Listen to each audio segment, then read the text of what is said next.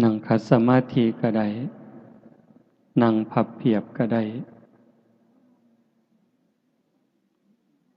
คันบ่จำเป็นเฮาก็เศร้าเว้าเนาะ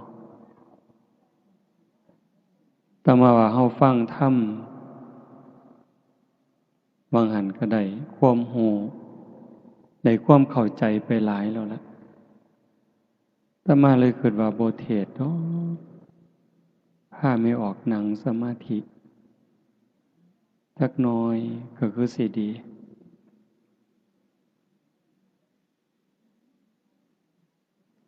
ฟังส่ำนั้นเฮาก็เข้าใจแล้ว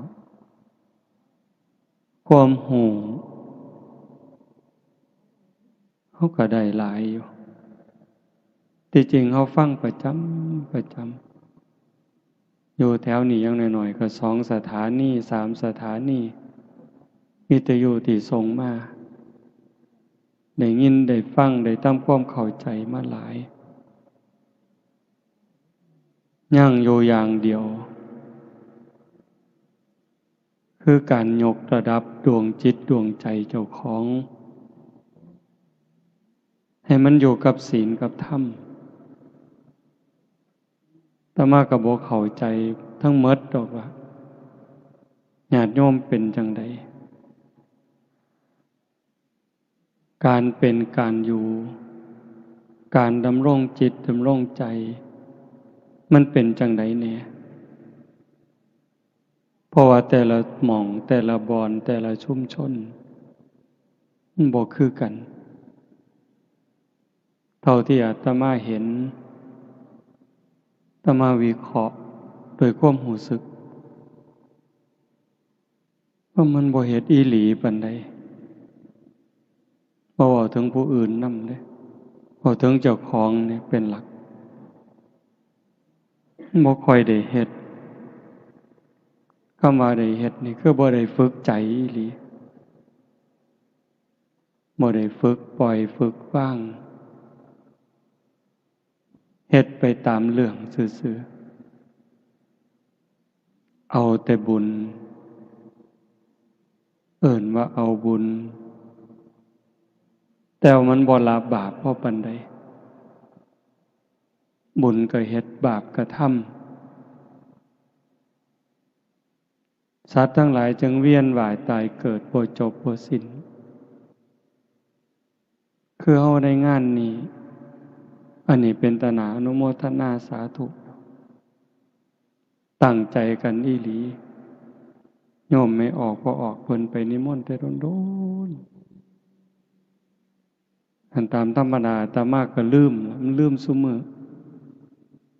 ก็บ่หัวซ่าแล้วนะตอนนี้บ่ค่อยหัวซ่านำงานสิไปพอปฏิเสธกับปฏิเสธซึ่งหน้าเริ่มบ่คือเก่าแล้วล่ะปฏิเสธแบบบ่เกรงใจ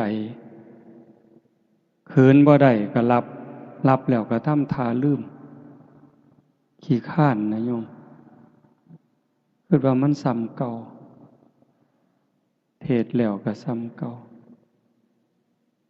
เจ้าของก็เมื่อยซื่อๆใกล้สิตายไปซุมื้อก็จักสิหาวไปเฮ็ดหยังคิดว่าจั่งซี้แหมอยากอยู่ผู้เดียววัดก็อยากอยู่ผู้เดียวไล่หนี้หมดญาติโยมก็ไล่หนี้หมดไล่ออกจากวัดหนีไปไสก็ไปดีก็ไปดีซะขี้ร้ายก็ไปตามอยากขี้ร้ายโลดมาทำท่าคืออะไรวะว่ามีเงินมีทองอันนั้นอันนี้ถ้ามาก็ไล่หนี้หมดมื้อเช้าก็บ่ได้ไล่อีหลีดอกเว้าให้ฟังอยากอยู่ผู้เดียวพากันหนีซะไปวะพระเณรก็ตัดออกหมดน้องนุ่งเขาเอิ้นว่าลูกศิษย์ลูกหาอาตมาบ่กล้าเอิ้นเพราะว่าเจ้าของบ่พอเป็นอาจารย์ไผเคยดูแลกันมา10 ปี10 กว่าปีเก่าวัด10 วัดก็บอกว่าขาดกันเด้อบัดนี้ตัดขาดกันหมดจะมาเกี่ยวข้องกันอีก ความคิดสิอยู่แค่หัวในหัววัดโนนกุลมเท่านั้นจากนั้นก็สิบ่คิดฮอดผู้ใดบ่ไปเว้านำผู้ใดแล้วแต่ไผสิดีสิชั่วมันมีความรู้สึกว่าโลกนี่มันคือละคร จริงๆพระพุทธเจ้าก็บอกว่าโลกมันเป็นโรงละครเป็นแดนอุบัติการของบุญและบาปคนดีคนสัวโตเฮาก็แสดงละครตั้งแต่เด็กน้อยเด็กทารกวัยรุ่นหนุ่มสาวเป็นคนเฒ่าคนแก่เป็นวัยกลางคนจนคนเจ็บคนป่วยคนตายคนห้องไห้คนหัวเราะโตโกงพระเอกนางเอกกิเลสใส่หัวให้แสดงท่าทางขึ้นไปคันผู้มีธรรมก็แสดงบทบาทนั้นด้วยความเข้าใจด้วยความถูกต้องตามหน้าที่แต่ว่าถ้ามันบ่เข้าใจล่ะบ่เข้าใจในเงื่อนไขของธรรมแต่มันเข้าใจแสดงเข้าใจเล่นก็คิดว่าตัวผู้อื่นตบตาผู้อื่นแต่จริงๆกำลังเล่นตลกกับเจ้าของเว้าจังสิโยมสิเข้าใจท่านหรือบ่ก็บ่จักแต่มาเห็นว่าเวลานี่คนมันตัวกันหลายมันขี้ตัวแม่นหรือบ่แม่นนะแต่มาก็บ่ฮู้เด้แต่ว่าด้วยความเข้าใจเห็นจังซั่นโยมตัวกันมันก็พอฟังเพราะว่าโยมแต่ว่าพระตัวโยมมันเป็นตาสั่งตัวคันพระอีหลีบ่ตัวดอกแต่ว่าคนห่มผ้าเหลืองมันตัวคนเฮ็ดจังได๋ก็ได้ว่าแต่ให้ได้มาซึ่งแก้วแหวนเงินทองอำนาจวาสนาชื่อเสียงยศบริวารลืมสนิทว่าบาปมีบุญมีชาติหน้าชาติก่อนนรกสวรรค์มีลืมนึกถึงคำสอนพระพุทธเจ้าที่เป็นสัจจะเป็นความจริงบ่ได้ตั้งใจว่าสิรักษาบ่ได้ตั้งใจว่าสิสืบทอดคำสอนของพระพุทธองค์ด้วยความเคารพสืบทอดคำสอนของพระพุทธเจ้าด้วยความเคารพด้วยความเถิดทูนด้วยความสักการะบูชามื้อหนึ่งอาตมาว่าอาตมาบ่คือเก่าอยู่ใกล้สิปวงแล้วล่ะเบิ่งทรงมื้อหนึ่งไปร่วมงานครูบาอาจารย์ก็หลายนั่งเบิ่งแล้วก็คิดความคิดนะโยมไล่มาตั้งแต่หัวเลยองค์นี้ก็ตกนรกองค์นี้ก็ตกนรกองค์นี้ก็ตกนรกองค์นี้ก็ตกนรกองค์นี้ก็ตกนรกไล่มาจนฮอดเจ้าขององค์นี้ก็ตกนรกเป็นหยังพอความบ่ซื่อเฮาสวดมนต์บางแรงสุปฏิปันโนปฏิบัติดีพระสงฆ์สาวกของพระผู้มีพระภาคเจ้าปฏิบัติดีแล้วอุชุปฏิปันโนพระสงฆ์สาวกของพระผู้มีพระภาคเจ้าปฏิบัติตรงแล้วญายะปฏิปันโนสงฆ์สาวกของพระผู้มีพระภาคเจ้าปฏิบัติเพื่อรู้ธรรมเป็นเครื่องออกจากทุกข์สามีจิปฏิปันโนสงฆ์สาวกของพระผู้มีพระภาคเจ้าปฏิบัติสมควร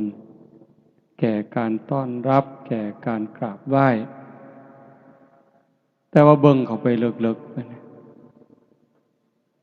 บ่แม่นบ่แม่น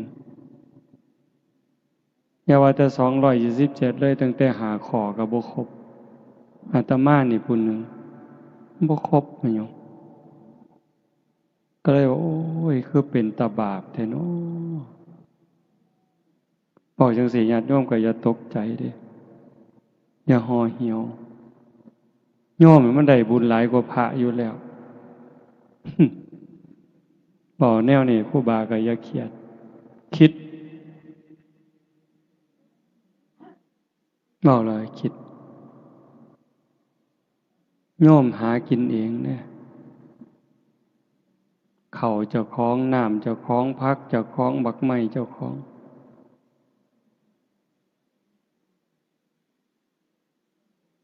แต่ว่าพระเน้นมันมีของเจ้าของจักอย่างอาศัยพระพุทธเจ้าสิกขาสาชีวสมาปันนาถึงพร้อมด้วยสิกขาและธรรมเป็นเครื่องเลี้ยงชีวิตของภิกษุทั้งหลายขันบ่มีศีลบ่มีธรรมกลายเป็นโจรไถยะบริโภคสิเฮ็ดจังได๋ก็แล้วแต่ญาติโยมสิหลั่งไหลไปเป็นหมื่นเป็นแสนคนก็ตามเจ้าก็กลายเป็นโจรอยู่คือเขาคันถ้าบ่เอาศีลเอาธรรมเป็นที่ตั้งการเฮ็ดบุญเฮ็ดทานญาติโยมเฮ็ดด้วยศรัทธาอีหลีอีหลอนี่คืองานตั้งใจเป็นแห้มเดือนแห้มปีเด้ผู้ที่มาห่วมคือกันตั้งใจเป็นแห้มเดือนแห้มปีเป็นพี่เป็นน้องในสายธรรมได้คบขาสมาคมถูกใจกันไว้ใจกันเชื่อใจกันมาห่วมอนุโมทนาแต่งสุดขาวมาสมาทานศีลทำวัดสวดมนต์ฟังเทศน์ฟังธรรมเจริญสมาธิภาวนาควบคู่หวังให้เกิดบุญเกิดกุศลกับตนเองซะก่อนเฮ็ดบุญอุทิศก็คือการสร้างบุญให้มันเกิดกับเจ้าของกับโตโยมสู่คนเนี่ยเจ้าภาพลักๆก็คือผู้มีสื่อในกาศแต่ว่าเจ้าภาพสมทบก็คือญาติโยมสู่คนเนี่ยเฮาเป็นเจ้าภาพสู่คนทุกคนคือพี่คือน้องจริงๆก็บ่มีผู้อื่นดอกพระพุทธเจ้าเพิ่นบอกว่าในวัฏสงสารนี้ไม่มีใครเลยที่ไม่เคยเป็นพ่อเป็นแม่ไม่มีใครเลยที่ไม่เคยเป็นพี่เป็นน้องเป็นญาติร่วมสายโลหิตไม่มีใครเลยที่ไม่เคยเกิดเป็นสามีภรรยากันมาก่อนแมงใหม่ที่ตอมหลอดไฟเดดลิงไร่ๆที่ส่งเสียงเขาได้ยินคิดแก๊ดอยู่เนี่ยเขาก็เคยเป็นพ่อเป็นแม่เป็นพี่เป็นน้องเป็นผัวเป็นเมียเป็นญาติรวมสายโลหิตเฮามาพูดตั้งแต่นรกเวจีจนถึงปวากพรหมแต่เนื่องจากแต่ละคนแต่ละชีวิตแต่ละดวงจิตสร้างบาปสร้างบุญมาต่างกันผู้ประมาทหลายสร้างบาปหลายพูนไปอยู่นรกพุ่นล่องลงมาเป็นเปรตอสุรกายผู้บาปหน่อยจักหน่อยเป็นสัตว์เดรัจฉานบาปหน่อยก็นั้นอีกเกิดมาเป็นคนคือกัน เป็นคนพิกลพิการแข้งขาบ่ดีหูตาบ่ดียากจนคนแค้นผู้บุญหลายจักหน่อยเกิดมาเป็นคนคือกันรูปร่างดีหน้าตาดีผิวพรรณดีฐานะดีสติปัญญาดีโรคภัยไข้เจ็บหน่อยอายุยืนผู้บุญหลายขึ้นไปเป็นพิเศษเป็นเทวดาเป็นพรหมเฮาล่ะกะซ้ำเฮานี่ล่ะบุญหน่อยกะซ้ำนี่บุญหลายกะซ้ำนี่แต่ว่าก็โชคดีหลายบัดเกิดมาเป็นคนแล้วเกิดมาเป็นคนไทยได้พ่อพระพุทธศาสนาเกิดในบ้านที่มีวัดมีว่ามีครูบาอาจารย์จูงใส่ศีลใส่ธรรมญาติโยมเองก็เป็นผู้บ่ประมาทมีความเสื่อมีความศรัทธามีความเข้าใจในหลักธรรมคำสอนขององค์สมเด็จพระบรมศาสดาเวลาคิดฮอดพ่อคิดฮอดแม่ผู้มีพระคุณที่เลี้ยงมาพาใหญ่เมิดทุกสิ่งทุกอย่างมีความหักมีความห่วงใยว่างอนาคตให้เฮาคือเฮาฟังเทศน์ไปบางหันครูบาอาจารย์เพิ่นเว้าให้ฟังหมดล่ะถือว่าบุญหลายเด้เฮาฟังเทศน์ฟังธรรมเข้าใจได้เกิดศรัทธาแล้วก็มีปัญญาในการเฮ็ดการทำบ่เฮ็ดตามใจเจ้าของคิดบ่เฮ็ดตามความรู้สึกของสังคมบ้านเมืองเขาพาเฮ็ดฆ่าสัตว์ตัดชีวิตเลี้ยงเหล้าเลี้ยงยานี่มหรสพที่ยั่วย้อมม่อมเมาปลุกเราบาปอกุศลกระตุ้นกิเลสให้พุทธขึ้นในจิตในใจเฮาเองในจิตในใจลูกหลานมีปัญญาบ่เฮ็ดจังซั่นนิมนต์ครูบาอาจารย์มาพาทำวัดอาตมาขี่รถผ่านมาก็ดีใจนำเด้เห็นเฮาทำวัดอยู่ซ้ำนั้นมันก็พ่อดอกโยมคันสิบอกว่าซ้ำเอาบุญให้พ่อให้แม่เปรียบเขาเฮ็ดหมดเงินเป็นแสนเป็นล้านเลี้ยงเหล้าเลี้ยงยาขางัวขาหมูสู้กันกินซ้ำเฮาทำวัดแล้วก็พากันหนีไปนอนมันก็ได้หลายกว่าซุ่มหมู่นั้น100 เท่าพันเท่าแล้วล่ะบ่ต้องเว้าถึงมาอยู่ดึกปานนี้เด้นี่หมายถึงบุญอันเว้าวังหันว่าแม่นเฮาสิทำวัดแล้วก็พ่อหนีไปนอนซะมันก็ได้หลายอยู่แต่มันบ่พอสิคุมจิตคุมใจดอกเป็นหยังจังว่าซั่นพอเฮายังสิเดินทางอีกอยู่มันได้หลายเพียงแค่ว่าชนะการเฮ็ดบุญแบบนั้นแต่ว่าการสิเดินทางต่อไปในมือข้างหน้าตัวเฮาเองก็ตามบ่จบง่ายๆการเวียนว่ายตายเกิดถ้าหากว่าเฮายังปิดประตูอบายบ่ได้ปิดนรกบ่ได้ปิดเปรตบ่ได้อสุรกายสัตว์เดรัจฉานบ่ได้บ่ปลอดภัยอะโยมตะยานคันเฮาเบิ่งถึงรายละเอียดในคำสอนพระพุทธเจ้าเนี่ยมันเป็นตะยานถ้ามาเทศน์ดูๆเฮาก็จะได้ยินในวิทยุดงย่างก็จะเปิดอยู่บ่ได้เว้าเอาเองเด้นึกถึงคำตรัสพระพุทธเจ้าที่เขาได้ยินดูดอกเตาตาบอดเขาก็ฟังจนเข้าใจคนเฮาเวลาตายจากโลกนี้โอกาสสิกลับมาเกิดเป็นคนมันมีหน่อยซ้ำกับขนงัวซ้ำกับเขางัวสิได้เกิดเป็นคนเนี่ยมีหน่อยซ้ำเขางัวตัวหนึ่งมีเขา2 เขา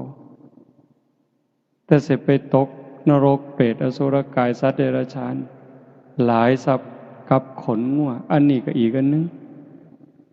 แต่หม่องเป็นตะงึดคนนั้นพระพุทธเจ้าเอานิ้วมือนิ้วเดียวนี่ตัดเล็บสันๆเสมอเนื้อจิกดินก็ติดขึ้นมาในเล็บมันสิจัก10,000 เม็ดขันอย่างหลายถามว่าระวังดินในเล็บนี่ถามพระดูก่อนภิกษุทั้งหลายระหว่างเม็ดดินที่ติดในเล็บเราตถาคตกับเม็ดดินในภูเขาหิมาลัยอันไหนมากกว่ากันมันก็เห็นชัดพระภิกษุมันก็ตอบง่ายๆข้าแต่พระองค์ผู้เจริญเม็ดดินในเล็บของพระองค์นั้นมีน้อยนิดเดียวไม่สามารถจะเปรียบเทียบได้กับเม็ดดินในภูเขาหิมาลัยเพราะแต่ว่าจังสัตว์พระพุทธเจ้าเพิ่นบอกว่าดูก่อนภิกษุทั้งหลายฉันใดก็ฉันนั้นสัตว์ทั้งหลายเมื่อกายแตกตายจากความเป็นมนุษย์ในชาตินี้แล้วโอกาสจะได้กลับมาเกิดเป็นมนุษย์อีกในชาติต่อไปนี้มีน้อยนิดเดียวเหมือนกับดินที่ติดในเล็บเราตถาคต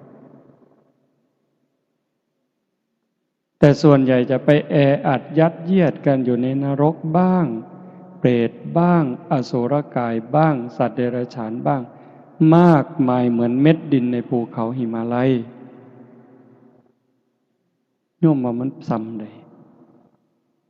ภูเขาหิมาลัยเป็นภูเขาที่สูงที่สุดในโลกปัจฉายังกับดินที่ติดเล็บอาตมากับว่ามันบ่บาปดอกคันบ่เชื่อพระพุทธเจ้าฟังความเว้าเพิ่นแล้วก็มาน้อมเบิ่งใจเฮามัน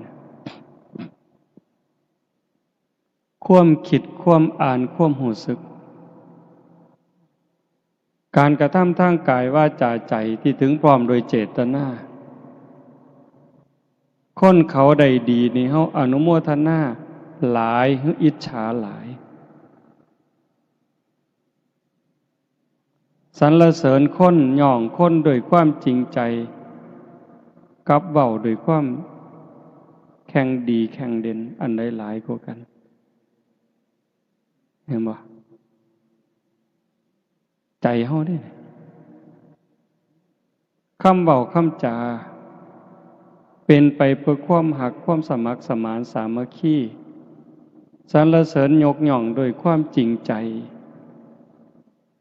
กับการติฉินนินทาวาลายป้ายสีเว้าปืนท่านขวัญยุยงให้แตกเหล่าสามัคคีอันใดหลายกว่ากันการกระทำทางกายซอยเหลือเกื้อกูลกับการเบียดเบียนข่มเหงเข็นขาอันใดหลายกว่ากันอันนี้เฮาบ่ฮู้ดอกคนอื่นที่เขาเจ้าบ่สนใจกับศีลกับธรรมพวกที่บ่เชื่อเลยบ่สนใจกับบาปกับบุญกับศาสนาเลยบ่ต้องไปเว้าถึงเฮาซุ่มมักศีลมักธรรมไปวัดไปว่านุ่งขาวห่มขาวเนี่ยโกนหัวบวชชีบวชพระบวชเน้นเบิ่งเอาซ้ำนี้อาตมาได้ยินซุมื้อจนสลดสังเวชบักใหญ่ไปปลายปีบางหันจนอาตมาตัดสินใจเลิกงานปริวาสนี่เศร้าจัดงานปฏิบัติธรรมเศร้าบ่เป็นประโยชน์จังดอกได้แต่เงินนั่นล่ะหาได้คิดว่าซะได้แต่เงินกับคำหย่องซุ่มบ่ฮู้เขาก็ว่าดีซื่อๆแต่โตเจ้าของฮู้ยักหยังคิดปานนั้นนะโยมเห็นการเป็นอยู่ของโลกของสังคมเห็นความเป็นไปในวิถีชีวิตเป็นหยังก็เป็นจังซั่นมันเข้าไปกวนพระกวนเน้นเนี่ยมันไปทั้งโทรศัพท์เนี่ยทางเฟซทางไลน์เล่นโดยเพ้อโดยประมาทพระบางองค์ก็เจ้าก็สื่อเป็นคนสื่อกล้าเว้ากล้ายอมรับมาเว้าให้ฟังมันเป็นหยังแน่ในเฟซในไลน์ ที่พากันไปเล่นสื่อสารโยมบางคนก็ไปแอบเบิ่งไปจอบเบิ่งเขาว่ามันมีวิธีจอบอยู่พระองค์นั่นครูบาอาจารย์องค์นี้เป็นจังไดโพสต์ขอความจังไดแต่ละมือแต่ละเว้นโอ้ยเลยเกิดสลดสังเวชบักอย่างคักพอแต่คิดจังสั่นก็นึกถึงคำตรัสพระพุทธเจ้าที่ยกตัวอย่างว่าหั่นล่ะโยมก็บ่ได้ย้านพระคือกันเด้ไม่ออกพอออกบ่ปานใดตัวไม่ออกนี่ก็บ่ได้ย้านส่งขอความหาครูบาก็เว้าไปสารพัดแนวอยากเว้าแล้วโอ้บ่แปลกก็เลยนึกถึงสมัยครั้งพุทธกาลพระเป็นลูกเป็นภิกษุแม่เป็นภิกษุณีบ่แปลกกิเลสมันรุนแรงความไก่ฉิดความคุ้นเคยเฮ็ดให้เสียบักหลาย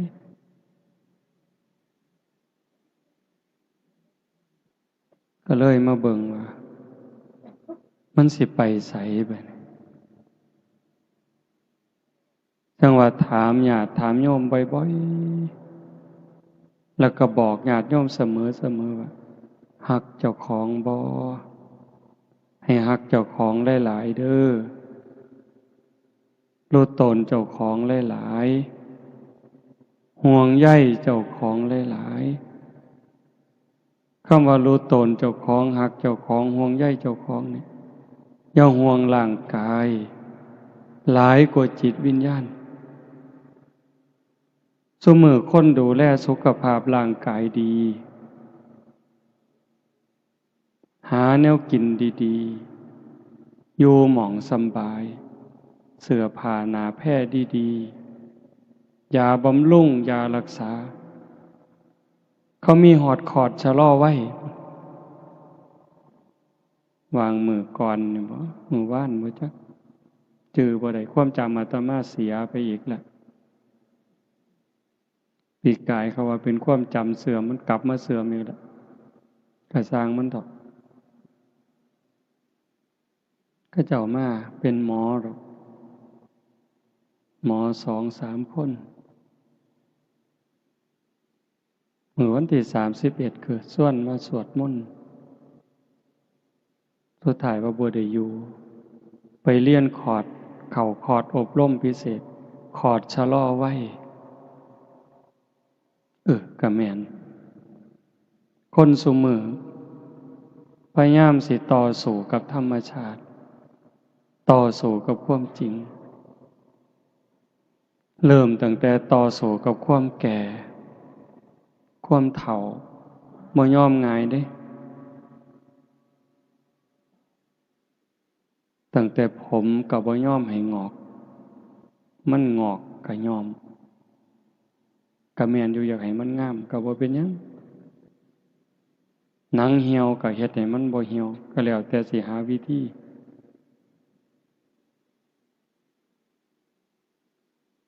เขาว่าฉีดหน้าฉีดข้างฉีดดังหมดซุแนวอันนี้ก็ต่อสู้กับความเฒ่าเด้ต่อสู้กับความเจ็บกับความตายจักเลือดจักน้ำเกลือ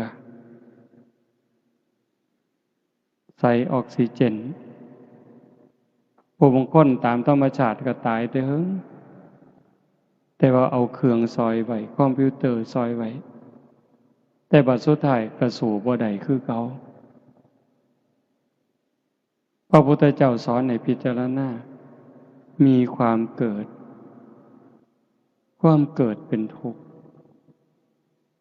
เกิดแล้วก็มีความแก่เป็นธรรมดาแต่ความแก่นั่นก็เป็นทุกข์มีความเจ็บไข้เป็นธรรมดาความเจ็บไข้นั่นก็เป็นทุกข์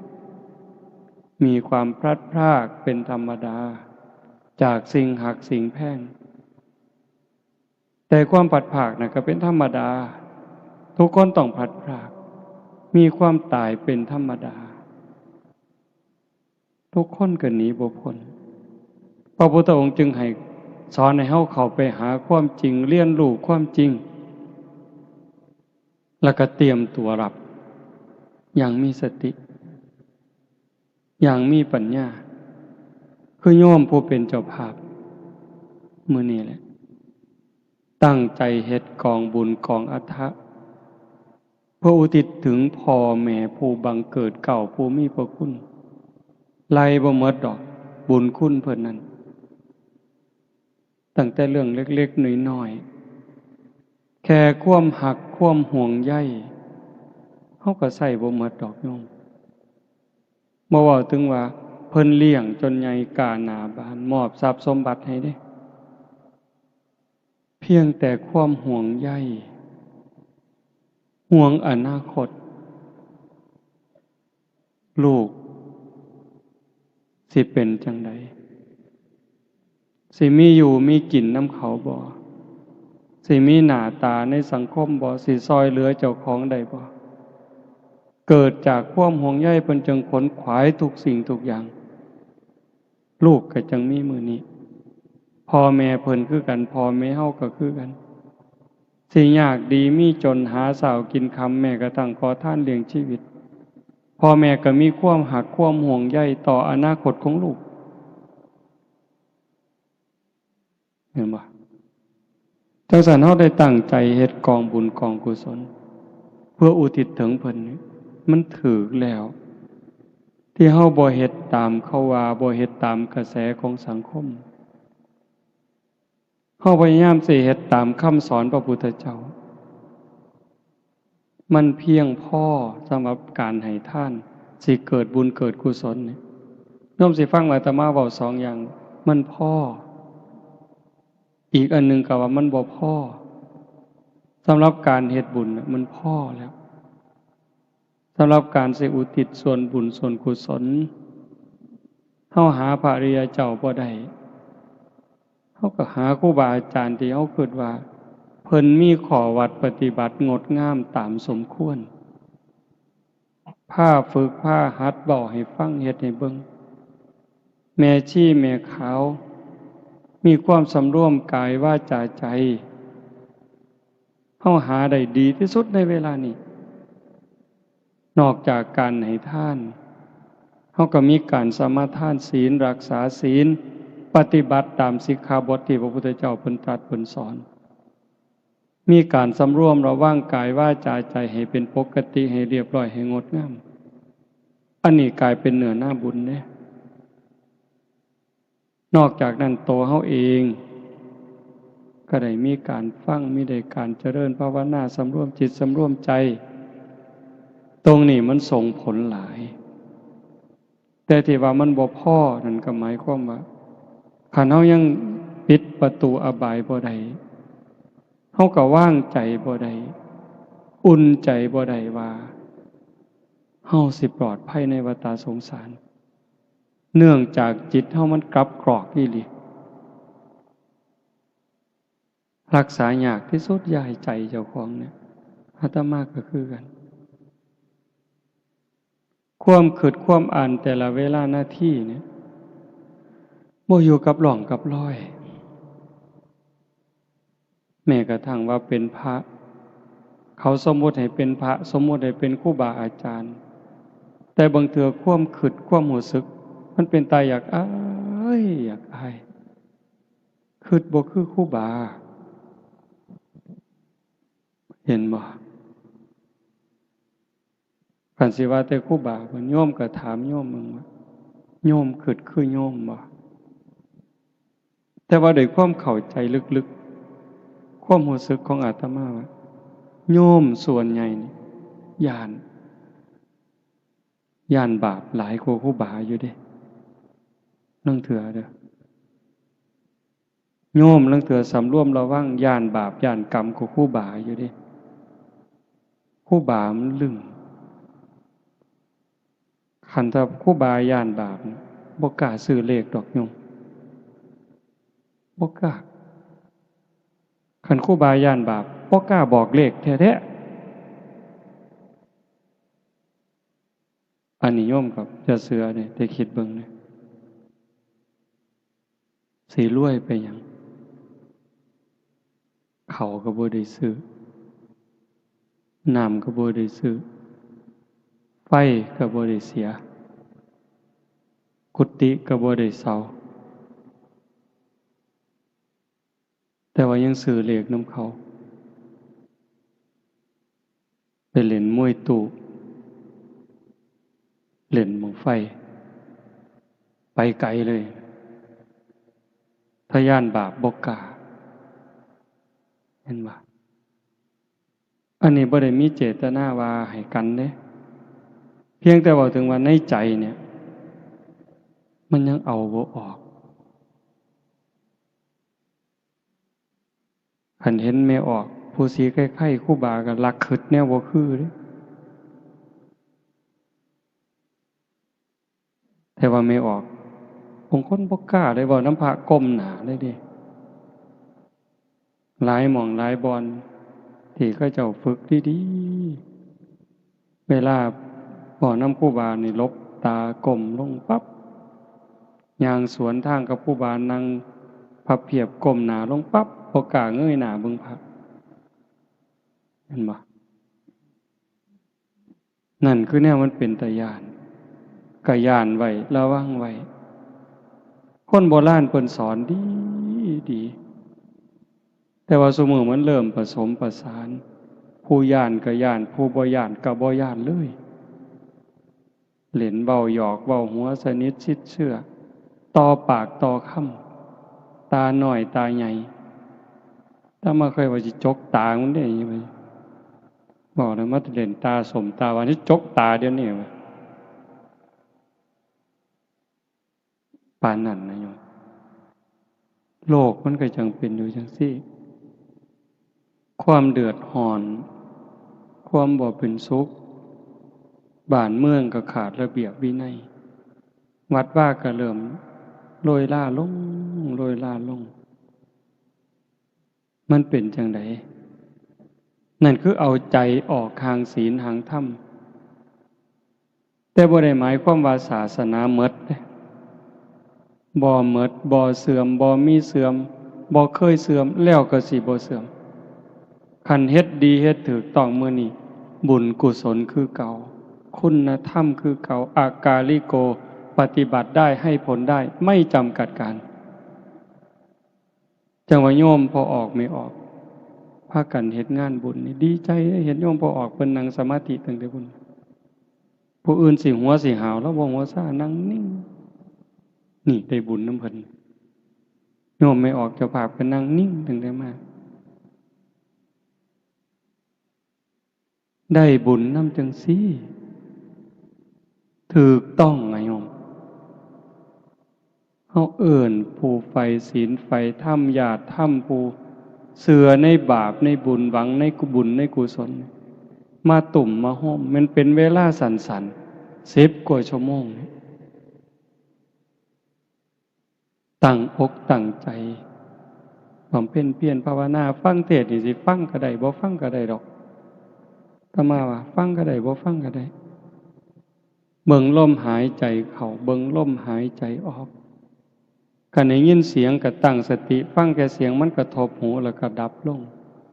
เกิดขึ้นแล้วดับไปเกิดขึ้นดับไปเกิดขึ้นดับไปเป็นอารมณ์ของพระกรรมฐานยิ่งพิจารณาเห็นการเกิดดับของเสียงบุญกุศลแห่งหลายโยมมันเลยจากสมถะสู่วิปัสสนาแล้วจิตใจเฮาสิคลายความยึดมั่นถือมั่นบุญมันหลายกว่าเฮามาให้ท่านเป็นแสนเป็นล้านบุญกิริยาวัตถุ10โฮมโยมได้ฟังอยู่ประจำสิ่งที่เฮาเฮ็ดกองอัฏฐะตั้งแต่ผ้าไตรจีวรหมอนสาดกองเข่ากระติบเข่ากระตามหมากยังกระสร้างดอกอันนี้มันเป็นพื้นดีประโทษเด้บ่แม่นบ่ดีเด้ มีอานิสงส์มากมายมหาศาลแต่มันเทียบบ่ได้กับศีลเทียบบ่ได้กับโยมตั้งใจรักษาศีลหาสมาทานศีลหาสำรวมกายวาจาใจให้เป็นปกตินี่มันเทียบฝุ่นบ่ได้เลย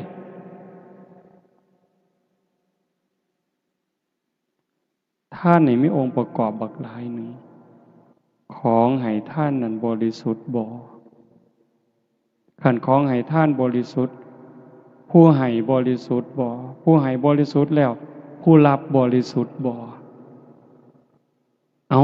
ผู้รับบริสุทธิ์ผู้ให้บริสุทธิ์วัตถุท่านบริสุทธิ์เจตนาล่ะก่อนให้คณะให้หลังให้นั่นหลายเรื่องอยู่ดิคุณธรรมของผู้ให้ของผู้รับละเอียดลงไปอีกบักหลายเหตุปัจจัยแต่ว่าการเอาสำรวมกายวาจาใจให้เป็นปกติปั๊บอายสัวกลัวบาปเป็นร้อยเท่าพันเท่าหลายกว่ากันยิ่งมาเจริญสมาธิข่มใจสำรวมใจจากจิตที่มันเคยฝุ่งซ่านไปอยู่กับอดีตไปอยู่กับอนาคตไปหักไปสร้างไปอยู่กับผู้นั้นผู้นี้ให้มันมาอยู่กับเนื้อกับตัวให้มันนิ่งให้มันสงบหายใจเข้าก็เห็นลมหายใจเข้าหายใจออกก็เห็นลมหายใจออกหยาบก็หูละเอียดก็หูสั่นก็หูยาวก็หูเห็นแค่ลมเข้าลมออกหูสิใส่พุทโธยังก็แล้วแต่เห็นรูปเจ้าของนางชัดเจนก็แล้วแต่จิตบ่วอกแวกบ่ไปหน้ามาหลังแต่มันนิ่งสงบอยู่อันนี้ก็หลายกว่าศีลอีกเป็นร้อยเท่าพันเท่าไปแต่กันถ้าเขาเห็นการเกิดดับของอารมณ์เสียงดังขึ้นแล้วก็ดับไปเห็นเสียงมันเกิดดับเกิดดับอารมณ์ที่มากระทบจิตพอใจบ่พอใจเขาเห็นเป็นเพียงแค่สักว่าพอไปยินดียินร้ายเขาอาการที่มันเกิดเบิ่งสังเกตมันเกิดเดี๋ยวมันก็จางไปดับไปเกิดขึ้นก็จางไปดับไปเปลี่ยนแปลงอยู่ตลอดเวลาใจเขาจะเบาลงไปคลายความยึดมั่นถือมั่นนี่เดินตามห้อยพระพุทธเจ้าได้โตสงบบางหันยังน้ำห้อยฤาษีอยู่ได้แต่เห็นการเปลี่ยนแปลงเห็นสภาพที่มันทนบ่ได้ตั้งอยู่บ่ได้มีอนิจจังทุกขังอนัตตาบ่แม่นตัวตนของผู้ใดทุกสิ่งทุกอย่างอาศัยเหตุอาศัยปัจจัยเกิดขึ้นเมื่อเหตุเมื่อปัจจัยก็แตกสลายไปโตเฮาคือกันโตเขาคือกันสรรพสิ่งทั้งหลายในโลกเนี่ยบ่ว่าสิเป็นดินดอนตอนหญ้าภูเขาแม่น้ำคือกันหมดอาศัยกันแล้วเกิดขึ้นเพราะสิ่งนี้มีสิ่งนี้จึงมีเพราะสิ่งนี้ดับสิ่งนี้จึงดับการเฮาเข้าใจจังซั่นเห็นความเปลี่ยนแปลงอยู่ในร่างกายเฮาตลอดตั้งแต่เป็นเด็กน้อยมาเป็นหนุ่มเป็นสาว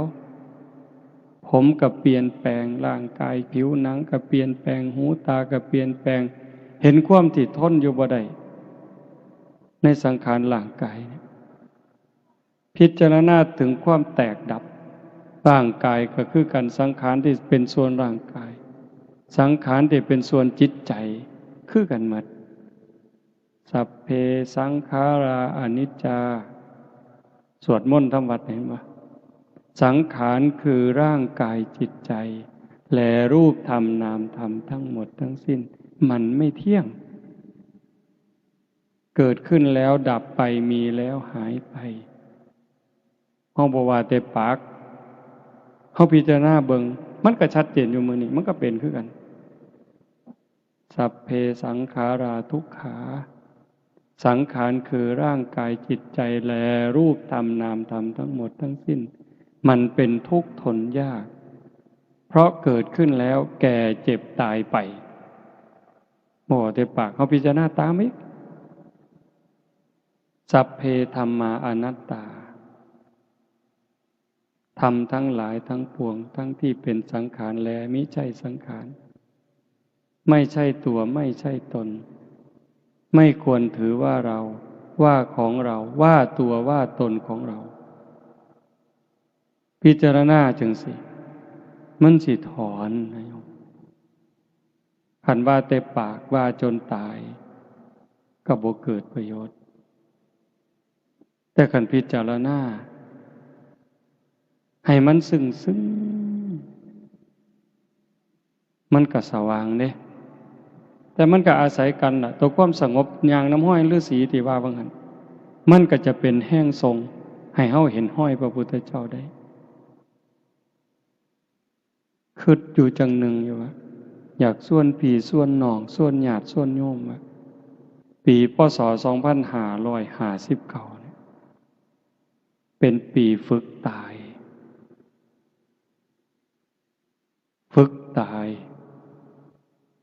เป็นปีให้เข้าใจธรรมขึ้นกว่าเก่าได้บ่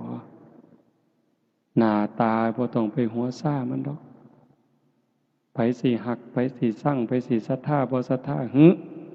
อย่าเอามาใส่ใจเบิ่งใจเจ้าของนี่ว่ามันแบกอยู่บ่มันทุกข์บ่แบกเอาหักคนมาไว้นำมันบ่แบกเอาสร้างคนมาไว้บ่แบกเอาคำหย่องคำย่อมางี้ดีใจภูมิใจอยู่บ่แบกเอาความน้อยใจที่เขาเว้าพื้นเขานินทามาเป็นทุกข์จนนอนบ่หลับอยู่บ่ล้างความรู้สึกจังสี่ออกไป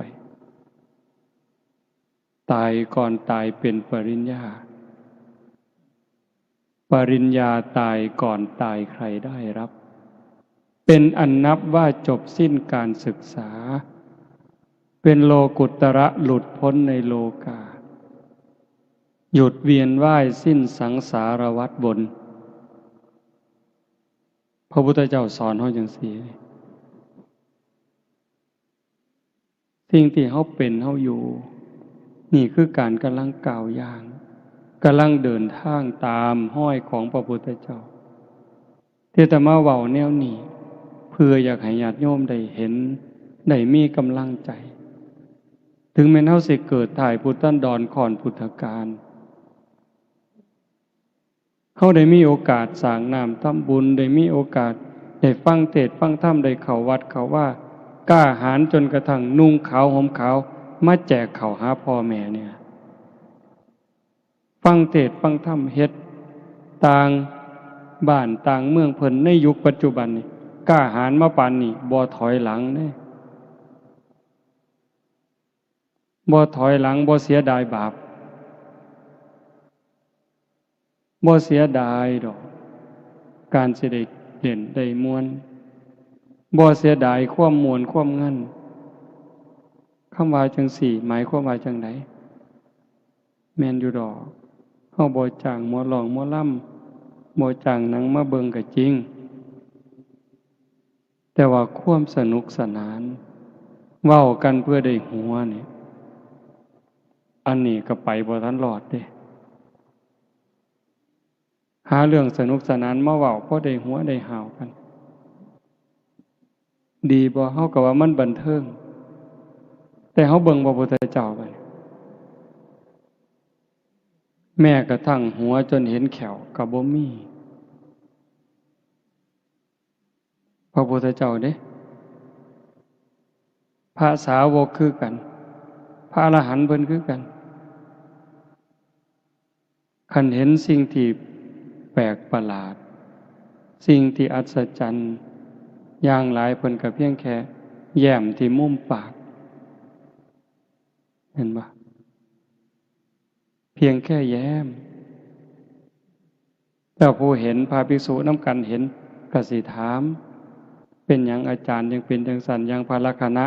เห็นพระโมคคัลลานะแย้มยิ้มที่มุมปาก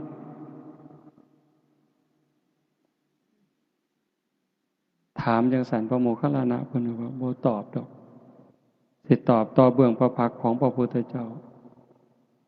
พอแต่กลับจากบิณฑบาตพระลักขณะถามพระโมคคัลลานะเพิ่นว่าเพิ่นเห็นเปรตลักษณะจังซั่นจังซั่นพระพุทธเจ้าก็เลยบอกสาธุอันนั้นเป็นเรื่องจริงเฮาก็เห็นคือกันเป็นเวลานานมาแล้วแต่เฮาก็บ่เคยเว้า มื้อนี้โมคคัลลานะเป็นพยานให้เฮาเป็นพยานในโมคคัลลานะเรื่องนี้เป็นเรื่องจริงพระภิกษุทั้งหลายก็กราบทูลในพระพุทธเจ้าเล่าให้ฟังก็จังเล่าว่านั้นได้โยมมื้อนี้ว่าเพิ่นบ่ยิ้มบ่เว้าบ่หัวจนเห็นแขวเพิ่นเครียดอยู่มีความตึงเครียดมีปัญหาหลายซั่นบ่นั่นคือเพิ่นเห็นตามความเป็นจริงคันมันหัวหาวไปปานนั้นนั่นก็คือบ่ปกติบูดบึ้งก็บ่ปกติ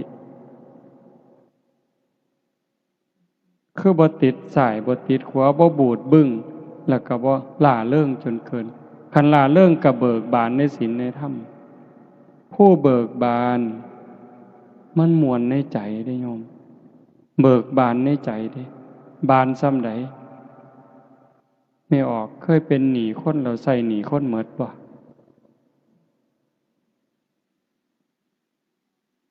นั่นล่ะเวลาเราเป็นหนี้เขามันก็ทุกข์ก็อุกกะอังอยู่ดิพอแต่ใส่หนี้หมดปั๊บมันสวงนั่นคือเบิกบานเนี่ยทรงลูกทรงเต่าให้เรียนหนังสือหนังหาจนเขาเจ้าได้ทำการทำงานมั่นคงนั่นเฮาก็สวงเบิกบานเนี่ยแต่คันเฮาเป็นเจ้าหนี้คนมายืมหนี้เฮาเป็นหมื่นเป็นแสนคิดหวังดอกเบี้ยก็คิดหวังอยู่แต่ว่าสำบายใจบ่บัดนี้มันยืมกู100,000เดือนหน้ามันสิต้องได้ดอก10,000บ่สำบายดอกโยมมันเป็นสีกังวลอยู่ได้ผัวได้เมียคือกันเขาสิคือเราเป็นความสุขแต่มันก็บ่แม่นมันมีความหวงมีความหึงมีความกังวลอยู่หั่นแต่ว่าการที่เฮาได้ปลดภาระปลดเปลื้องภาระมันกลายเป็นความเบิกบานพุทธะคือผู้หูผู้ตื่นผู้เบิกบานเบิกบานในขณะที่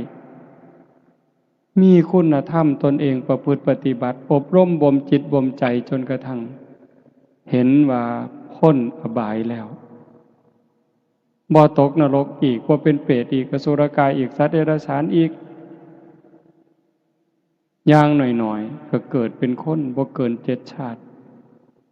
ต้องได้บรรลุธรรมแน่นอนนั่นจิตใจหมดกังวลมันเบิกบานแล้วหูตื่นเบิกบานสะอาดสว่างสงบตรงข้ามกับบุญไหวสว่างตรงข้ามกับมืดสะอาดตรงข้ามกับสกปรกเฮาปุถุชนในความคิดมันยังสกปรกอยู่บางเทื่อปัญญาก็มืดก็บอด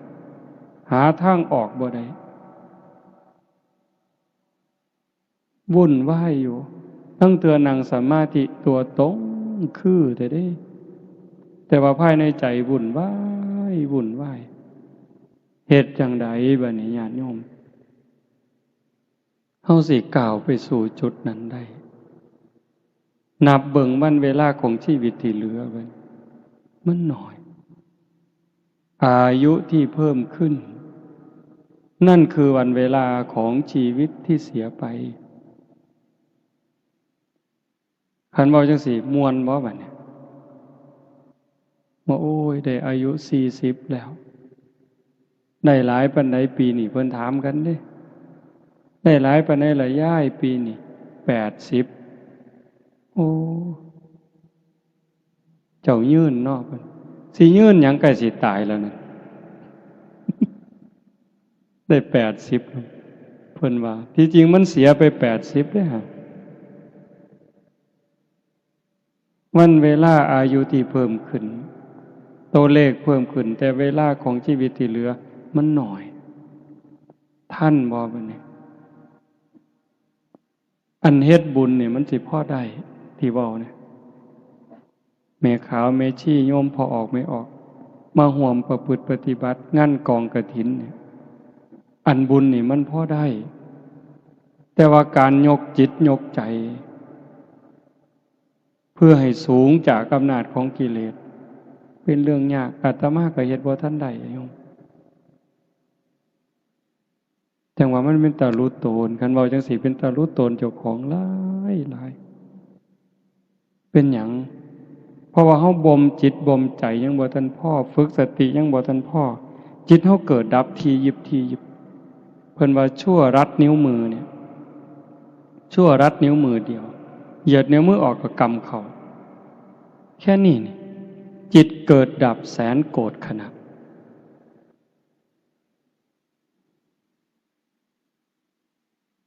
ร้อย10,000เป็นพัน10,000เป็นหมื่น10,000เป็นแสน10,000,000เป็นล้าน10,000,000เป็นโกรธแค่เขาเหยียดมือออกแล้วก็กำนิ้วมือเขาปุ๊บจิตเขาเกิดดีใจเสียใจหักสร้างอิจฉาริษยาแสนโกรธครั้งแสนโกรธขณะเร็วส่ำใดวิทยาศาสตร์เพิ่นบอกว่าแสงเร็วกว่าเสียงแต่ว่าโดยความเป็นจริงมันจิตใจเขานี่เร็วกว่าแสง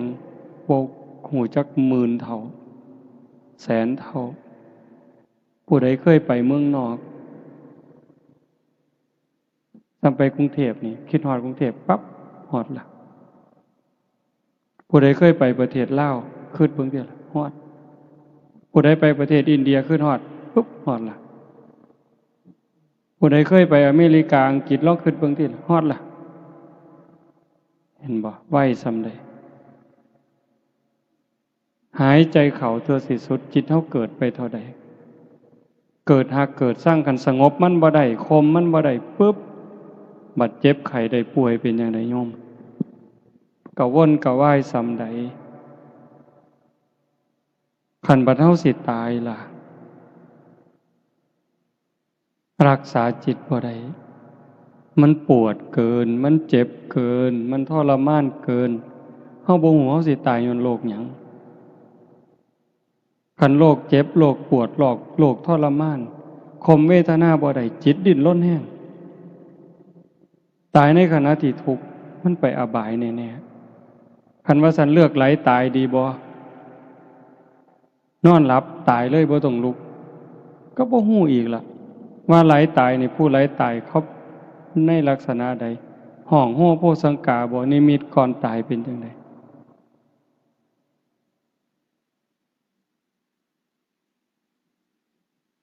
มื้อวันที่31อาตมาขึ้นไปภูเขาหน่อยพระพุทธรูปอยู่นั่นหายามกลางคืนเผื่อมีคนอยากไปนั่งสมาธิพิเศษเอาเฟื่องไปปลูกก็นะขี่รถหน่อยขึ้นไปเอาเฟื่องไปว่างเอาเฟื่องไปยายเอาศาสตร์มาปูไต่ฐานพระมันก็มีศาสตร์เอาศาสตร์มาปูล่มมันผันหลายล่มแห้งย่านล่มพัดศาสตร์ปิวผันเห็นไม้ขอนหนึ่งก็ใหญ่เติบเห็นไม้ขอนหนึ่งยาวประมาณคาแขนอาตมาก็เลยว่าเอาไม้มาทับศาสตร์ดอกพอแต่ไปยกขึ้นปั๊บหลดไม่งอดอยู่ในไม้เมืองความเร็วของมันความเร็วของจิตเด้แต่สติตามบ่ทันดอกปั๊บเนี่ยห้องอาตมาลงห้องนี่โอ๊ะอันนี้เขาให้สมมุติเป็นอาจารย์เนี่ยเว้าแต่กรรมฐานอยู่เรื่อยเว้าแต่เรื่องการปฏิบัติเจริญสติอยู่เรื่อยลักห้องบ่ฮู้โตไม่ออกโอ๊ยเพิ่นว่าโอ้ยบ่โอ้ยซื่อๆโยนขอนพร้อมจักโยนไปไสบ่ฮู้เด้นั่นน่ะพระองค์หนึ่งก็อยู่ข้างๆโยม2คนก็กำลังซอยจักโยนไปไสอาจสิโยนใส่ตีนเจ้าของก็ได้บ่ฮู้ทีเลยโยนเลยคันสมมุติว่าฟ้าผ่าอาตมาก็ตกนรก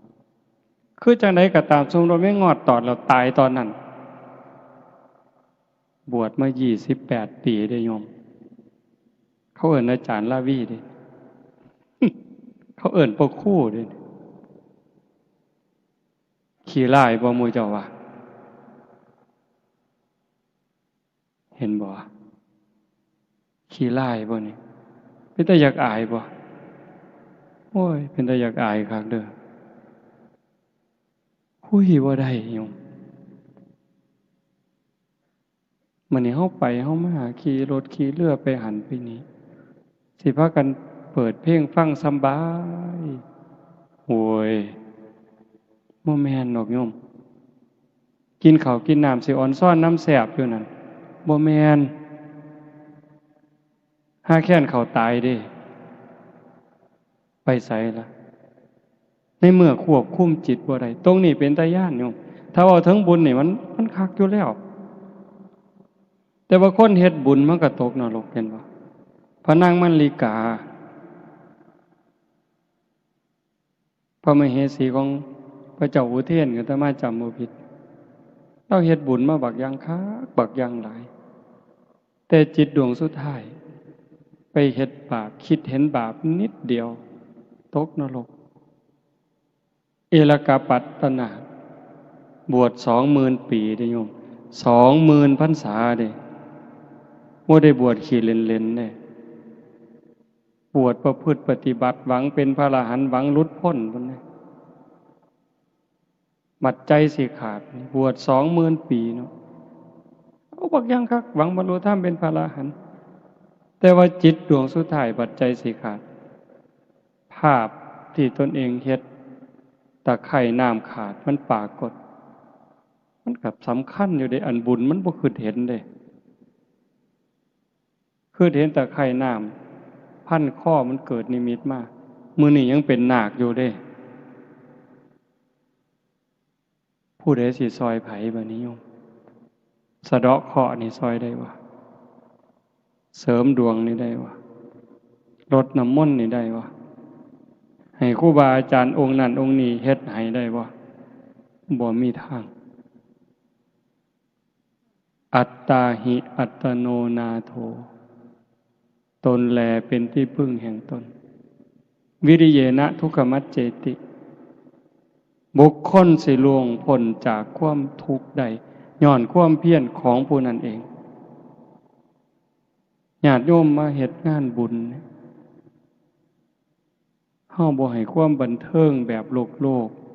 ที่มีกิเลสเป็นตัวหนุนเป็นตัวยุมาพาเฮาเฮ็ดแต่เฮาเอาธรรมะของพระพุทธเจ้ามาพาเฮ็ดง่วงแน่เมื่อยแน่อาตมาก็คือกัน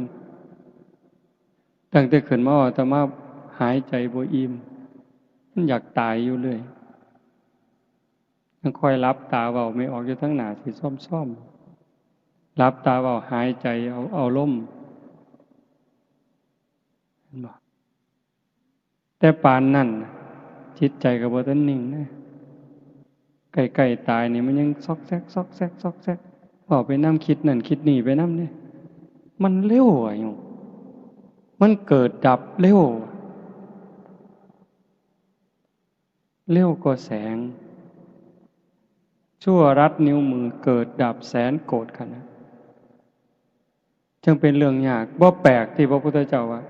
เมื่อสิ้นลมหายใจตายจากความเป็นมนุษย์ในชาตินี้แล้วโอกาสจะไปตกนรกบ้างเปรตบ้างอสุรกายบ้างสัตว์เดรัจฉานบ้างมากมายเหมือนเม็ดดินในภูเขาหิมาลัยแต่โอกาสจะได้กลับมาเกิดเป็นคนอีกมีน้อยนิดเดียวเหมือนดินที่ติดในเล็บเราตัดเล็บสันๆเสมอเหนือมันสิหลายปานใดไม่ออกก็ลองไปจิกดินมื้ออื่นแต่ก็ออกมานับหากล่องละเอียดซองเบิ่งว่ามันจักเม็ดต้องไปเทียบกับภูเขาคนในโลกนี่ก็คือกันขนาดเฮาภูเขาวัดเขาว่าบวชพระบวชชีนุ่งขาวห่มขาวเป็นคนใจบุญมักบุญขนาดนี้ก็สังเกตเบิ่งใจเฮามันซอกแซกซำใดเราซุ่มบ่สนใจกับวัดกับว่ากับศีลกับธรรมมันสิซ้ำใดมันดอกถ้าสั่นกันหักเจ้าของห่วงใยเจ้าของหวังดีตัวเจ้าของนี่ต้องพยายามง่ายที่สุดคือว่ามันจะเป็นทางลัดอันนี้คือเอาเด้เป็นทางลัด ใส่เวลาหน่อยที่สุดฝึกตายเป็นคนตายฝึกเป็นคนตาย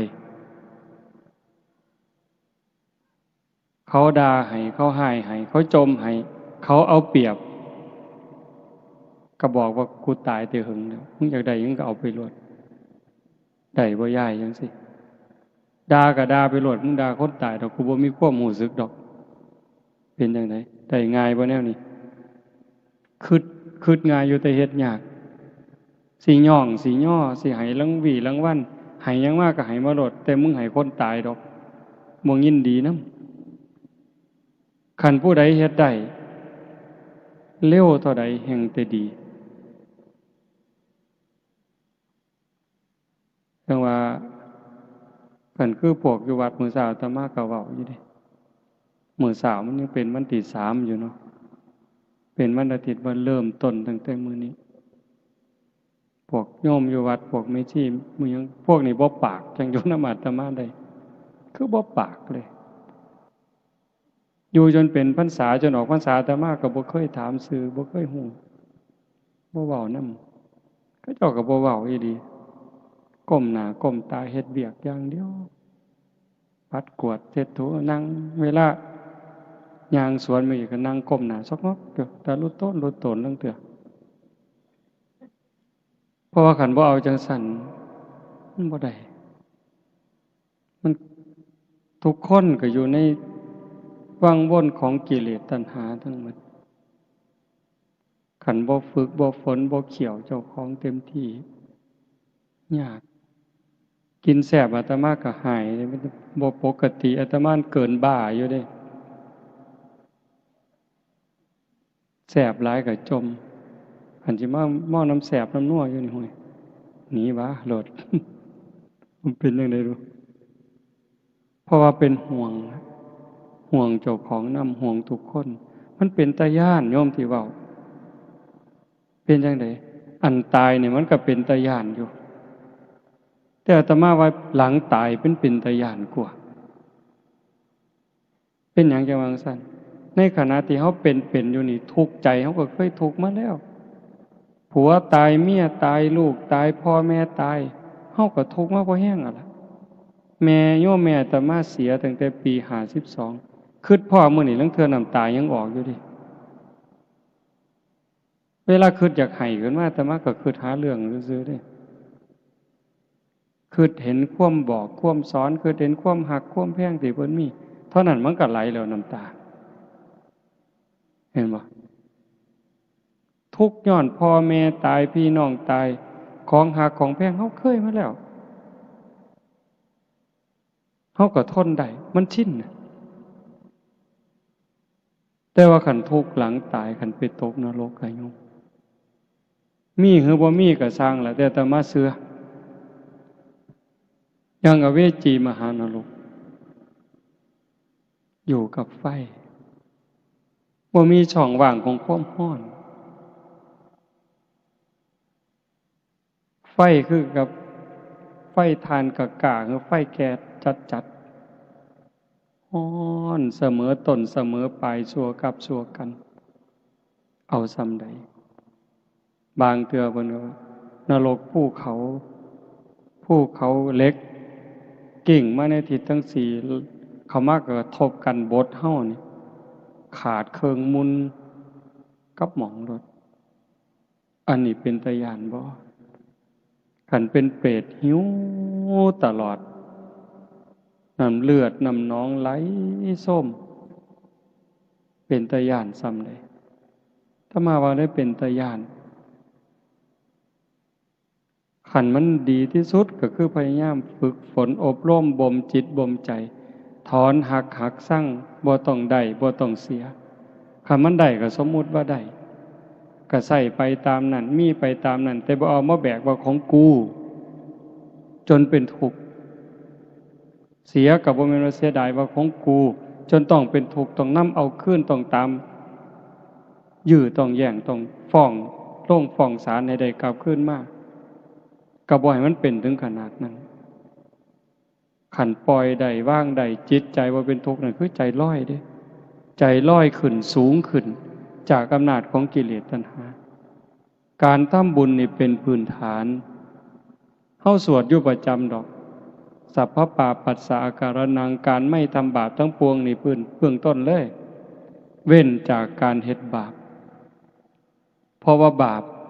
มันเฮ็ดให้เกิดทุกข์ก่อทุกข์ก่อโทษก่อความเดือดร้อนให้ตนเองและผู้อื่นบาปเนี่ยบาปคือความทุกข์ความเดือดร้อนทั้งตนเองและผู้อื่นกุศลสูปสัมปทาการทำกุศลให้ถึงพร้อมเฮ็ดบุญเฮ็ดกุศลให้มันหลายขึ้นมากขึ้นบุญเฮ็ดให้เกิดความสุขความสบายใจทั้งตนเองและผู้อื่นนี่ก็คือภาพจังซี่ผู้ใดมาเห็นกันคนดีมีสัมมาทิฏฐิอดบ่ได้ดอกสิอ่อนซ่อนน้ำภูมิใจน้ำดีใจน้ำอดบ่ได้ฮอดเทวดาพุ่นแต่ว่ามันบ่ทันปลอดภัยทีละอย่างว่าเอลกาปัตตนาก็ตามพระนางมลิกาก็ตามเห็นบ่เพราะว่าจิตมันยังแวบๆรักษาบ่ได้บัดยามใกล้สิใจขาดแทนที่มันสิเอาบุญเฮ็ดบุญบักหลายทอฟ้าเนี่ยมันไปคิดเห็นบาปทอเข็มไปแล้วดิใส่บาปก่อนดิคำสอนของพระศาสนาจังเป็นสิ่งอัศจรรย์เป็นสิ่งประเสริฐสูงสุดสัจจิตตปริโยทปันนังการชำระจิตของตนให้ขาวรอบชำระใจขัดสีใจให้ของจิตของใจเฮานี่ให้มันสะอาดบริสุทธิ์สะอาดจากหักสะอาดจากสั่งสะอาดจากโกรธสะอาดจากเกลียดสะอาดจากกลัวสะอาดจากโลภโกรธหลงเฮ็ดได้ง่ายบ่ง่ายคันมันง่ายกับบรรลุธรรมกันหมดแล้วก็จังต้องเพียร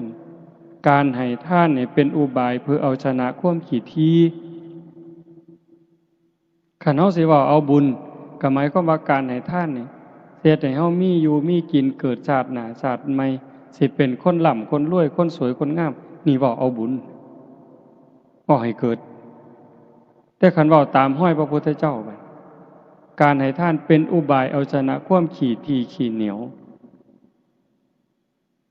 บ่หยุดรักษาศีลคันว่าแบบว่าบุญเพื่อให้เกิดมางามรักษาศีลเฮาสิเกิดมางามโรคภัยไข้เจ็บน้อยรูปร่างหน้าตาดีผิวพรรณดีโรคภัยไข้เจ็บหน่อยอายุยืนนั่นน่ะบอกจังซี่เลยแต่คันว่าตามห้อยพระพุทธเจ้าอีหลีบัดศีลเป็นอุบายออกจากการเบียดเบียนบ่เบียดเบียนตนเองบ่เบียดเบียนผู้อื่นคันบ่เบียดเบียนมันก็บ่มีบาปมันก็บ่มีโทษบ่มีเวรบ่มีภัยมันก็สะอาดไปเรื่อยศีลเป็นเครื่องชำระบุญเป็นเครื่องชำระศีลก็เป็นเครื่องชำระศีลก็เป็นอาภรณ์เห็นบ่ล่ะการเจริญภาวนาคันว่าแบบเอาบุญเจริญภาวนาเฮ็ดให้เฮาฉลาดก็แม่นอีหลีเบิดเกิดชาติหน้าพบใหม่ฉันใดก็สิเป็นคนมีสติมีปัญญาเฉลียวฉลาดอันนี้เว้าแบบเอาบุญแต่คันเว้าตามพระพุทธเจ้าการเจริญภาวนาเป็นอุบายเอาชนะความหลงความงมง่ายเพราะว่าการเจริญภาวนาเฮ็ดให้เกิดสติเกิดปัญญาฉลาดก็จริงแต่คันลึกไปกว่านั้นมันประหารกิเลสได้เกิดปัญญาจนสามารถเอาชนะกิเลสได้งานบุญอุทิศบุญอัฏฐะในมื้อนี้เฮาบวชลูกบวชหลานนำแล้วขบวนการทำนี่ล่ะมันมีครบสิเอาแบบบุญก็ได้เอาแบบพระพุทธเจ้าก็ได้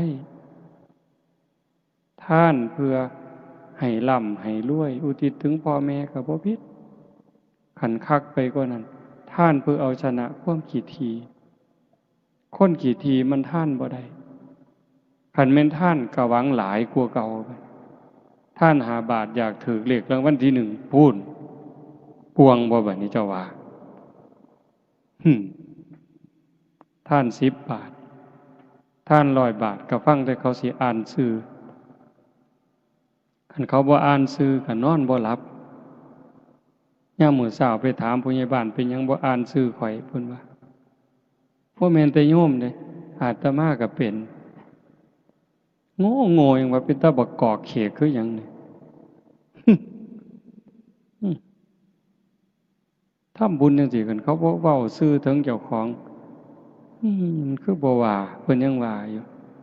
บัดเขาอ่านให้อาจารย์นาวีบริจาค5 บาทสิซื่นๆขึ้นมาจักหน่อยย่างออกจากหม่องก็คือสิคือเบิ่งติล่ะมันอยู่ในนี่โยมกิเลสนี่มันอยู่ในนี่คันเว้าแม่นแนวเป็นตัวเป็นตนเป็นแต่จับมาขายอีหลีเนาะโยมเนาะมันเป็นแต่จับมันมาจับขาตีใส่ดินพุ่นนี่ผลบ่แม่นมีแต่มันจับขาเฮาตีใส่ดินพาเฮาเกิดพาเฮาตายพาเฮาตกนรกมกใหม่เกิดมามีแต่โลกแต่ไผ่นี่โยมไม่ออกเพิ่นถามว่างั้นบ่ไปเดินทุดงค์น้ำเพิ่นบ่เพิ่นไปจังใดตั้งแต่ย่างขึ้นมานี่ยังกุจุกระจะคันย่างบิณฑบาตมาบิณฑบาตมื้อนึงต้องเซา2 มื้อโยมอาตมาบาปหลายจังว่าคันบางมื้อบ่หาแต่ได้ปานนั้นเด้คันย่างตีนเป้าแน่จักหน่อยย่างหม่องบ่นี่แน่กึกกักมื้อนั้นไปเบิ่งเขาเฮ็ดภูเขาย่างไปซองนั่นซองนี้เฮ้ยบ่พอ10 นาทีไปบ่เป็นแล้วจักเป็นย้อนบาปย้อนกรรมอันใดย้อนผิดศีลผิดธรรมมาก่อนนั่นล่ะก็เลยเป็นแนวนั้นจังว่ามันเป็นตาย้านมันส่งผลทั้งหมดโยมเคยเว้าอยู่อันหนึ่งที่พระพุทธเจ้าเพิ่นบอกว่าขึ้นชื่อว่ากรรมแล้วจะมากก็ตามจะน้อยก็ตามจะไม่ให้ผลนั้นไม่มีสัพพังนรานังสัพพลังสุจินังนะกัมมุนาอากินจนะโมฆะมัตถิขึ้นชื่อว่ากรรมแล้วจะมากก็ตามจะน้อยก็ตามจะไม่ให้ผลนั้นไม่มียกตัวอย่างให้ฟังผู้คนก็สิได้ยินแล้วพอซ้ำเรื่องใส่เบ็ดซ้ำเรื่องใส่เบ็ดโทษมือก็ได้รับผลบ่แล้วไม่ออกเป็นอยู่ว่ากัดปากเจ้าของนี่แม่กัดลิ้นเจ้าของอาตมาเนี่ยซ้ำกินน้ำก็กัดโยมมื้อเช้าก็กัดข้างนี่กัดพิศพแซ่บปานใดภาษากินน้ำตั้งแต่นอนหลับๆก็ลั่นกึบใส่คือเห็นตั้งแต่ใส่เบ็ดตอนนั้นปากกบปากปลามันสีกมันขาดเนาะสอดก็สอดข้างเขียดเอาเขียดแก่หน้ามาใส่เบ็ดประคอเขากำลังตั้งกกตั้งกอแดดแอมแซมตอนบ่าย 1บ่าย 1บ่าย 2นี่ปลาคอมันกินดีเขียดทั้งเตือก็ได้เขียดโมน้อยทั้งเตือก็เขียดแก่หน้ากอข้างมันตีนมันก็ดีดน้ำแจ๊บป่ามันได้ยินมันก็มาวิ่งมาโลดสวบกับกินเขียดแต่ว่าปลาก็ติดเบ็ดตั้งเตือก็บ่หอยปากมันหอยข้างมันหอยก้นมันตรงนี้อาตมาเห็นแล้วปากนี่เห็นแล้วก้นก็เห็นแล้วจับแมงกะบี้ผู้ใดเคยเฮ็ดไม่ออกนี่สิบ่ดื้อปานใดดอกเนาะบ่คือซุ่มผู้ชายเนาะแต่เป็นเด็กน้อยนี่จักแนวจังสี่บ่มีผู้ใดบอกให้เฮ็ดได้มันหันมึนเนาะย่องจับปึ๊บดึงก้นออกปั๊บหญ้าเสียบปั๊บปล่อยบาดนี้ม้วนปะโทปะท้าย บัดมันเอาคืนเป็นจังได๋บัดให้มันเอาซ้ำนี่เด้ออย่าหลายกว่านี้เด้อไปอินเดียปีกายขี่รถจากบ้านเฮาไปลงกรุงเทพขี่เครื่องบินไปลงโกกัตตาขี่รถจากโกกัตตามาขยายยังบ่ทันฮอดดอกระหว่างเครื่องทางมันเป็นสีคันๆก็ว่าสีเก่าเนาะเอามือมาซูนปุ๊บปั๊มขึ้นเลยไข้ขึ้นมาจังซี่ซ้ำนี่ล่ะปวดคันๆเจ็บบ่ฮู้จักอาตมาบ่ฮู้ว่ามันเป็นอันใดก็เลยถามคนพระฤทธิ์ดวงทวารเป็นแนวใดมันบ่แม่นมันอยู่ผิวหนังนอก มือที่หามันแตกมันทั้งเลือดทั้งหนองเนาะสอดสบงมาใส่ผ้าจีวรทั้งเหม็นพุ่นมันเน่าเนาะจากนั้นมากก็สิเดือนละเทื่อปวดขั้นกันมากแล้วก็แตกบัดฮอดซุมือนี่หามือเทื่อ4 มือเทื่อโอ้ตั้งแต่เอามือไปค้ำมือเลือดแดงจึงครึ่ง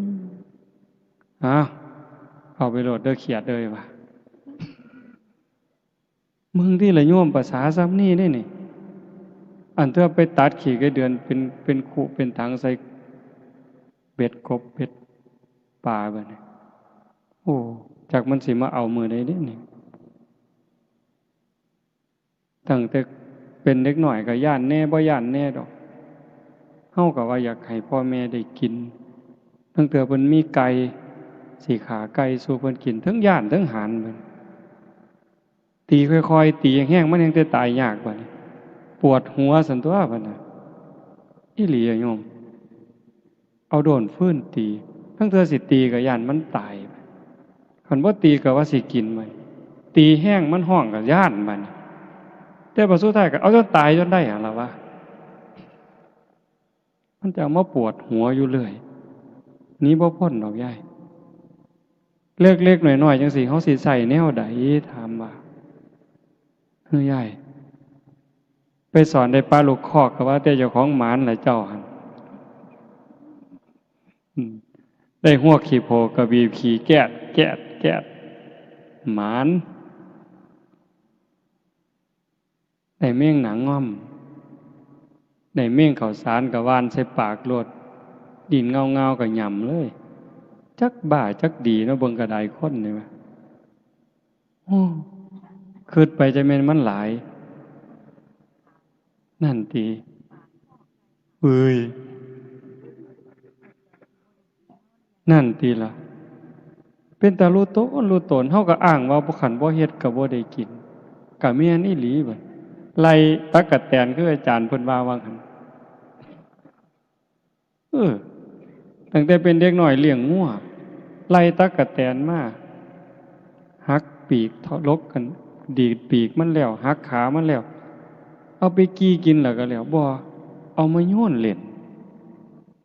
เบิ่งติล่ะเบิ่งความบ่ฮู้ทิพย์มาโยนน่ะตีกบเอาของกันนั่นแหมสุดท้ายก็ไปกี้กินนำกันแล้วมาเล่นเฮ็ดหยังจังวะโยนไปแต่ละเทื่อมันสิแค้นหน่อยบ่เจ้าว่าไปอูดแม่งกินนู่นมานี่เอาติเฮ้ยสิเฮ็ดจังไหนไม่ออกสิใส่แนวใดนั่งสมาธิคักๆได้นั่นล่ะจังว่ามันเป็นตาย้านจังว่าพ่อลดก็ลดพระพุทธเจ้าเพิ่นว่าเฮ็ดบาปให้เฮ็ดน้อยๆลงมันจำเป็นอยู่บ้านนอกเฮาแฮงทุกข์แฮงยากกันบ่ขาก็บ่ได้กินบ่เฮ็ดก็บ่ได้กินแต่ว่าก็ต้องรู้เสมอได้ว่าเฮ็ดทุกเทื่อบาปทุกเทื่อเพิ่นบ่ได้ว่าโอ้ยเจ้าจำเป็นดอกเนาะยมบาลเพิ่นบ่วางซิเจ้าจำเป็นเนาะจังขากันบ่ขาก็บ่ได้กินข้าซั่นเจ้าบ่ต้องบาปดอกบ่ว่าเอาคือเขาแต่ว่าฝ่าวใส่หนีกรรมใส่หนีเวรเขาโดยการให้ทานนี่ก็อุทิศให้เขารักษาศีลก็อุทิศให้เขาการเจริญภาวนานี่สำคัญที่สุดจังว่ามันเป็นขันให้ทานก็ซ้ำหนึ่งรักษาศีลก็ซ้ำหนึ่งเฮ็ดสมาธิให้จิตสงบนี่ก็ได้ระดับหนึ่งแต่ขันธาวิปัสสนาเห็นการเกิดดับพิจารณาการเกิดดับมันได้เร็วอันนี้จริงบ่จริงเชื่อบ่เชื่อก็บ่เป็นหยังอาตมาได้ยินครูบาอาจารย์เพิ่นเว้าเพียงแค่เฮานั่งสมาธิได้โยมหายใจเข้าหูจักว่าเฮาหายใจเข้าหายใจออกเห็นลมหายใจออกชัดเจนเทื่อนึงใส่หนีกรรมได้6ชาติดับภพดับชาติได้6ชาติดีบ่ขันยุบหนอพองหนอเห็นท้องพองหนอชัดเจนยุบหนอชัดเจน รอบหนึ่งตัดภพตัดชาติไปได้6 ชาติเฮ็ดดูเท่าใดเฮงแต่หน่อยลงเท่านั้นบาปยิ่งหน่อยลงเท่านั้นหมดไปหลายเท่านั้นเพิ่นฟังถูกเพิ่นเฮ็ดถูกคือองคุลิมานฆ่าคน999อันนี้จักหน่อยจักหลายอันเพิ่นว่าเท่าที่นับได้นี่เท่าที่แขนพวงมาลัยไว้ได้นี่ก่อนนั้นนับบ่ถ้วนฟังถูกเฮ็ดถูกตามคำสอนพระพุทธเจ้าคันตามธรรมดาสิได้อีหยังมีแต่นรกอย่างเดียวเท่านั้นตัวแต่นั่นฟังถูกวางจิตถูกเฮ็ดตามถูกได้เป็นพระอรหันต์มื้อนี้ญาติโยมเฮาคือกันคันเฮ็ดถูกเฮ็ดแม่นฟังให้เข้าใจสังเกตเวลาเฮาประพฤติปฏิบัติเฮ็ดให้มันเป็นอย่าเฮ็ดให้มันคืออาตมาบอกโยมอยู่วัดแนวนี้นี่อย่าเฮ็ดให้มันคือ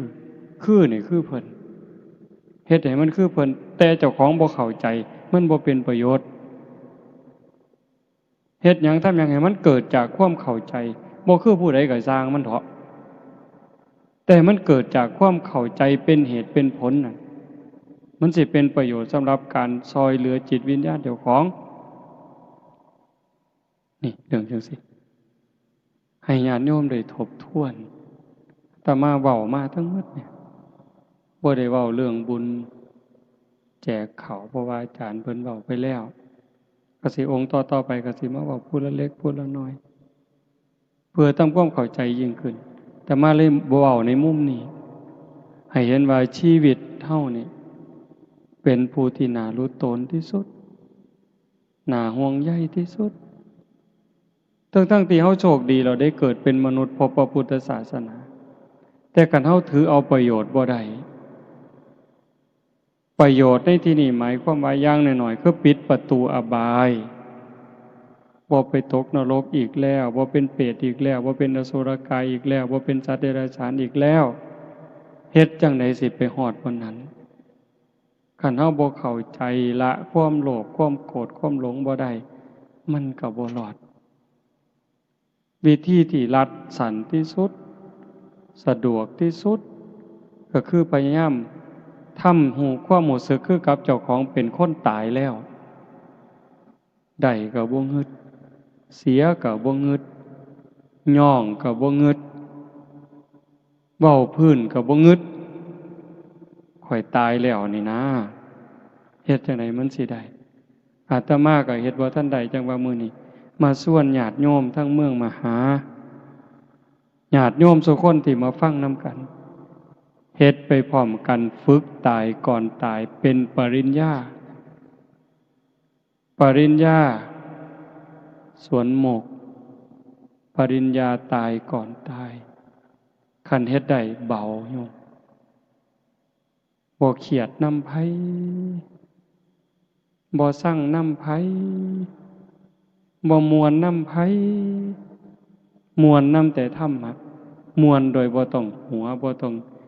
ร้องเพลงบ่ต้องฟ้อนบ่ต้องหยังแต่มันม่วนอยู่ทั้งในเบิกบานอยู่ทั้งในรู้สึกว่าเจ้าของปลอดภัยจากบาปจากอกุศลปลอดภัยจากทุกโทษที่ต้องได้รับจากการคิดผิดเว้าผิดทำผิดเพราะว่าทุกสิ่งทุกอย่างที่ออกจากปากเฮาจากใจเฮาจากการกระทำเฮาที่ถึงพร้อมโดยเจตนามันมีความถูกต้องอยู่เสมอให้ถูกต้องมาก่อนดีสิเฮ็ดหยังทำหยังคือกันให้ถูกต้องจังต่อโดยดีงามถูกต้องดีงามอย่าให้มันดีอย่างเดียวคันดีอย่างเดียวบ่ปลอดภัยจังสั่นมื้อนี้ใช้เวลามาประมาณ1 ชั่วโมงครึ่งก็คือสิสมควรแก่การเวลาอีก15-16 นาทีก็สิ6 ทุ่มขออนุโมทนาสาธุกับญาติโยมผู้เป็นเจ้าภาพโยม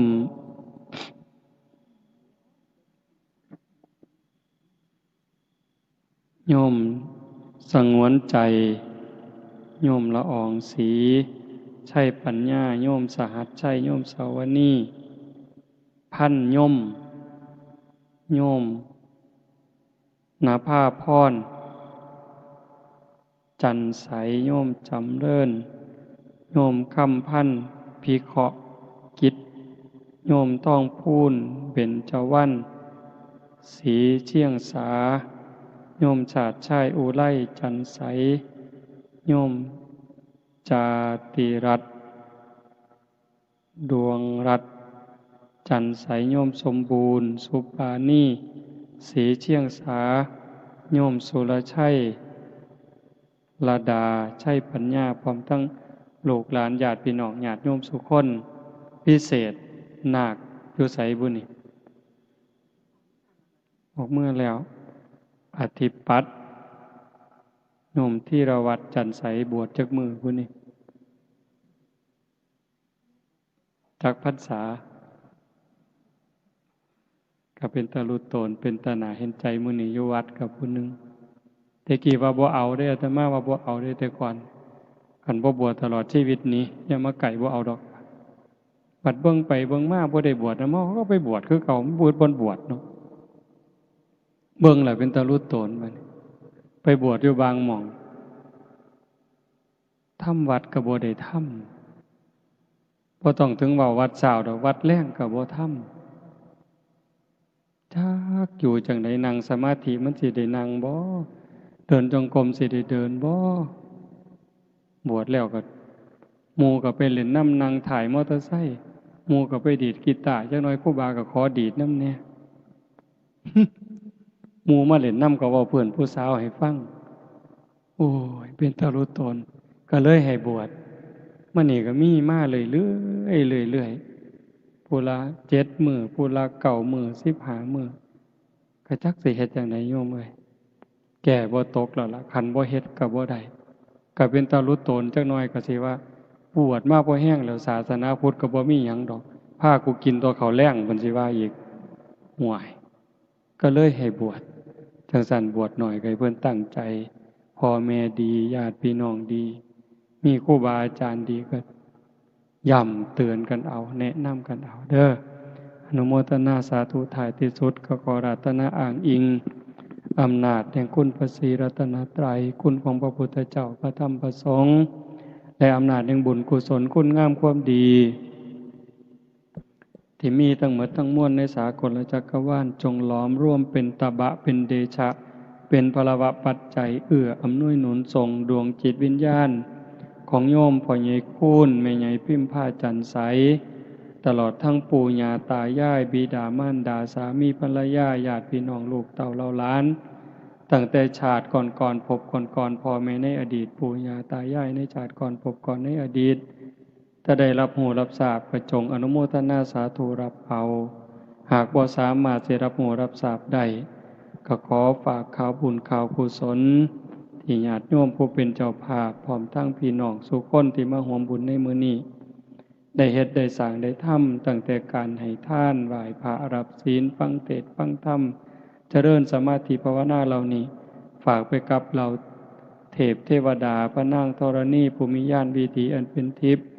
จงนำข่าวบุญข่าวกุศลส่วนนี้ไปแจ้งแก่ดวงจิตวิญญาณโยมพ่อใหญ่คูณแม่ใหญ่พิมพาจันใสพร้อมทั้งญาติพี่น้องในอดีตชาติให้ได้รับหูรับทราบแล้วจงอนุโมทนาสาธุรับเอาหากว่ามีความทุกข์ก็ขอบุญกุศลส่วนนี้จงถ่ายถอนให้ได้พ้นไปจากความทุกข์หากว่ามีความสุขดีอยู่แล้วก็ขอบุญกุศลส่วนนี้จงส่งเสริมให้เพิ่นได้มีความสุขยิ่งขึ้นไปสุดท้ายก็ขอบุญกุศลเหล่านั้นจงสะท้อนย้อนกลับมาปกปักรักษาคุ้มครองเจ้าภาพพร้อมทั้งญาติโยมทุกคนจงเป็นผู้เจริญงอกงามในจตุรพิธพรชัยคืออายุวันนะสุขภละปฏิภาณธรรมสารสมบัติเป็นผู้มีสัมมาทิฏฐิได้มีโอกาสประพฤติธรรมปฏิบัติธรรมไม่ได้เข้าถึงธรรมที่บ่ทันได้เข้าถึงได้หูแจ้งธรรมที่บ่ทันได้หูแจ้งจนสามารถนำตนให้พ้นทุกข์ได้มีความสุขกายสุขใจปรารถนาสิ่งหนึ่งประการใดหากเป็นไปโดยชอบประกอบโดยธรรมก็ขอให้ความหวังความปรารถนานั้นจงสำเร็จทุกๆประการโดยทั่วกันทุกท่านทุกคนเทอญ